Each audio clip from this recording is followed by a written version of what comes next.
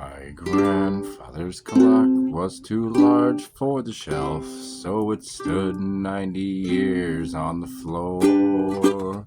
It was taller by half than the old man himself, though it weighed not a penny, weighed more.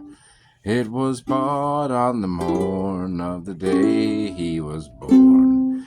It was always his treasure and pride, but it stopped short, never to go again when the old man died. 90 years without slumbering,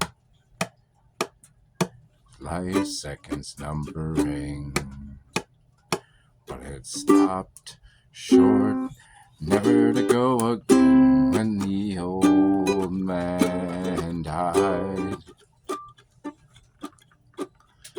In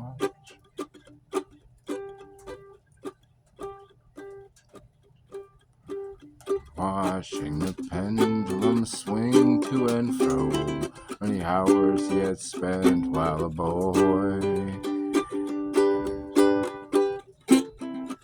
seemed to know and to share in his grief and his joy. For it struck 24 and he entered the door with the blooming a beautiful bride. But it stopped short, never to go again when the old man died. 90 years without slumbering, his life seconds numbering, but it stopped short, never to go again when the old man died.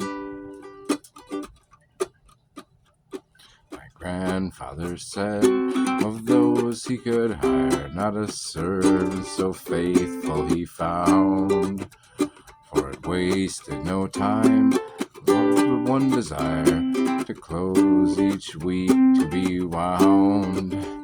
And it kept in its place, not a frown on its face. Its hands never hung by its side, but it stopped short, never to go again when the old man died. 90 years without slumbering,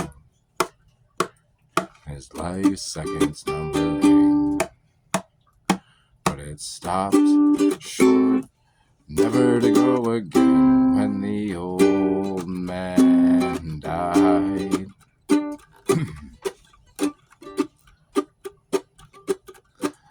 Rang an alarm in the dead of the night, an alarm that for years had been dumb, and we knew that his spirit was planning its flight in the hour the departure had come. Still the clock kept the time for the soft muffled chime as we silently stood by his side. But it stopped short, never to go again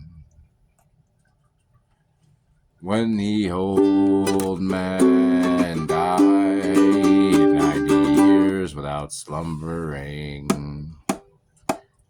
his life seconds numbering, but it stopped short, never to go again when the old man